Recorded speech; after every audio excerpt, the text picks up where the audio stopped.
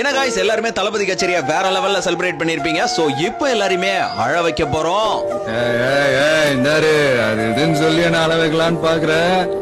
First of all கடைசி படத்தோட update எப்போ வரும்னு நம்ம காத்துட்டு இருந்த சூழல்ல ஜனநாயகன் அப்படின்ற ஒரு டைட்டில கொடுத்து ஃபேன்ஸ் எல்லாரையும் சந்தோஷப்படுத்தினாங்க படக்குழு. அடுத்து தளபதி பர்த்டேக்கு என்ன அப்டேட் வரும் அப்படின்னு காத்துட்டு இருந்த சூழல்ல ஃபர்ஸ்ட் ஒரு பிஜிஎம் ஸ்கோர்ல வேற லெவல்ல மாஸ் பண்ணாங்க. அதன் பிறகு தீபாவளிக்கு வெளியாக இருந்த இந்த ஃபர்ஸ்ட் சிங்கிள் பாடல் கரூர் இஷ்யூவால இந்த நவம்பர் மந்த் ரிலீஸ் ஆகி சம்பவம் சாதனைன்னு வேற லெவல்ல செலிப்ரேட் பண்ண வச்சிருச்சு. அடுத்து ஜனநாயகனோட செகண்ட் சிங்கிள் இது லவ் சாங்கா இல்ல ரீமேக் பாடலா என்ன பாட்டுன்றது டிசம்பரோட ஃபர்ஸ்ட் வீக்ல பாத்துறலாம். அதன் பிறகு டிசம்பர் 27ஆம் தேதி ஆடியோ லான்ச் இருக்கு. ஆடியோ லான்ச்ல குட்டி ஸ்டோரியும் இருக்கு. அதே போல ஒன் லாஸ்ட் டைம் அப்படின்ற அந்த ஆடியோ லான்ச் மறக்க முடியாத ஒரு ஆடியோ லான்ச்சா இருக்குங்க. அதுக்கப்புறம் நியூ இயருக்கு ட்ரைலர் ரிலீஸ் மிக சிறப்பான வேற லெவல்ல சோசியல் மீடியாவே பிளாஸ்ட் ஆகுற ஒரு சம்பவம் இருக்கு. அதுல சந்தேகமே இல்ல. அதுக்கப்புறம் ஜனவரி 8ஆம் தேதி ப்ரோமோ கட்டு, ஜனவரி 9ல படமும் ரிலீஸ்.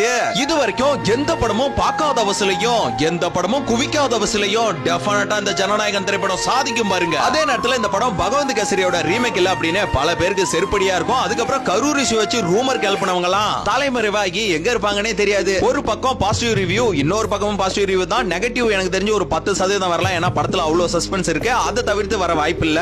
ஓகேப்பா, படம் இப்படி இருக்கு, விமர்சனம் அப்படி இப்படின்னு இதையெல்லாம் கடந்து அடுத்த 10 நாட்கள்ல இதுக்கப்புறம் நமக்கு படம் இல்ல, இதுதான் கடைசி படம்னு நினைச்சு பாக்குறப்ப சத்தியமா தாங்க முடியாதுங்க.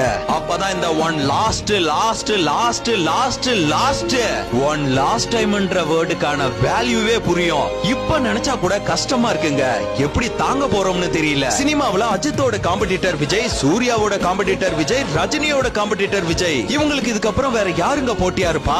இவரோட இந்த முடிவுக்கு சினிமா ரசிகர்கள் கண் கலங்கியதை விட அந்த சினிமாவே கதறி அழுததுங்க, திரும்ப வரமாட்டார் என்று. நான் லேட் நைட் வருவேன்னு சொல்லிட்டு நீ பாட்டுக்கு சாப்பிடாம உட்கார்ந்து இடத்துல தூங்கிட்டு இருக்க போறேன்.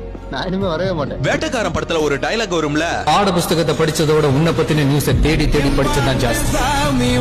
எங்க அம்மா அப்பா கிட்ட நான் பேசுனதுல கூட உன்னை பத்தி பேசுனது அதிகம். இவரை பார்த்து தாங்க நம்ம வளர்ந்து வந்தோம். இவர் மாதிரி தலைமுடி வெட்டுறது, தலை வாடுறது, ஃபேன் ஷர்ட் போடுறது, அந்தந்த டைம்ல அவரோட பீக் பாடல பாடுறது, அவர் மாதிரி டான்ஸ் ஆடுறது, அவர் பாடிய பாடல பாடுறதுன்னு இதெல்லாம் நினைச்சு பாக்குறப்ப எல்லாமே ஒரு மாதிரி முடிஞ்சு போச்சுங்க.